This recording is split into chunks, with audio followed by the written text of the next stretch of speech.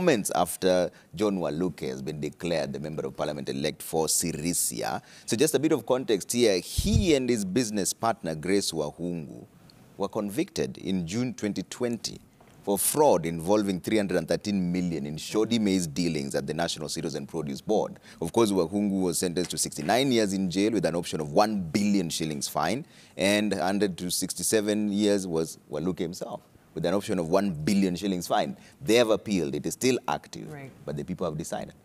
You know, and that's what you were trying to allude to, Titus, in your response to the question. Yeah. Yes. This journey of why we have so many people running for political office, yet they have got pending cases in court, it's not a new phenomenon.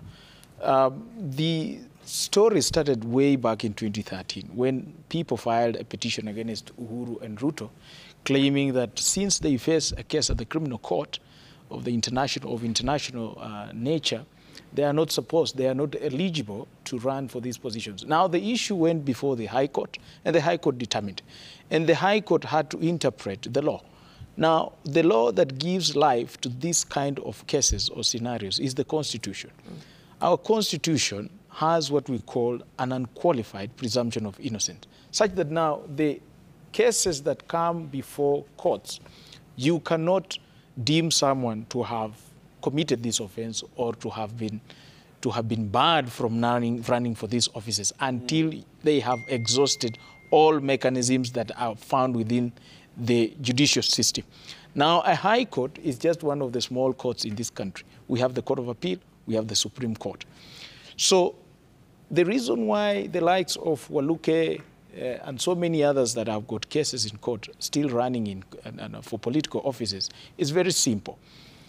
Until the Supreme Court decides on this matter, on the presumption of innocence, such that now it comes up with a very unequivocal and an express decision saying that if you have got a pending case in any court of any nature, you are not allowed to run for any political office. And if they do communicate or they make such a communication to IBC, because remember, IBC is bound by court decisions. It is subject to the decisions of the court. If the court can come out very expressly and say, if you have a case in court, you're not supposed to run for any political office, I believe that will be a milestone. It was until recently in the Sonko case when we saw the Supreme Court just putting a stop to his theatrics and saying, once you've been impeached, you are not eligible to vie for any office. Because you can imagine, Sonko was trying to get away with that. And he had filed a number of applications and counter-applications, and he was trying to say that he has not exhausted his appeal release or appeal channels in the court. But the court came up and said, since you did not challenge your impeachment at the time, and you lost the period within which you are supposed to file your appeal, then you do not have chance. So if the person, and I come back to the question that Vicky asked me, who is responsible for asserting this position? In my view, and from where I sit, the courts stand very tall in this chain of deciding who is supposed to run for office and who is not. So you actually buy into the complaint, the expression of frustration by the DPP, Nurdin Haji, and EACC boss Twali Barak, that honestly, these loopholes in the election laws, we can't the DPP, they bar us, they lock us. Yes, the DPP, the EACC, they are toothless on this matter. The institution that can provide proper direction is by the court, by looking at the law and interpreting the law in a purposive way, so that we give life to Chapter 10 of the Constitution. All right. Maybe to weigh in on this, the elected, or what, the Sirisia MP elect. As of now. Yes. I think the onus is on us as electorate.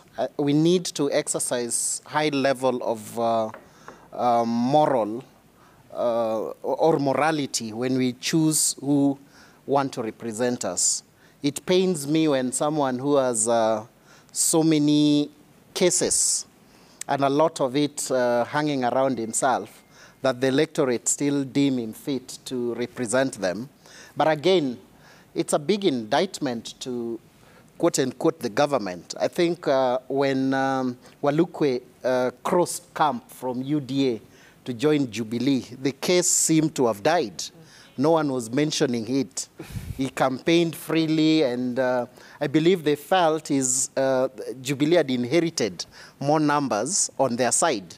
And when you have cases, and we've seen it not only with them, several politicians, if you have a tag of a corruption case hanging around yourself and you cross to another side, then it's like a laundry mat. You become so clean and nothing is mentioned about the issues that are running around your neck.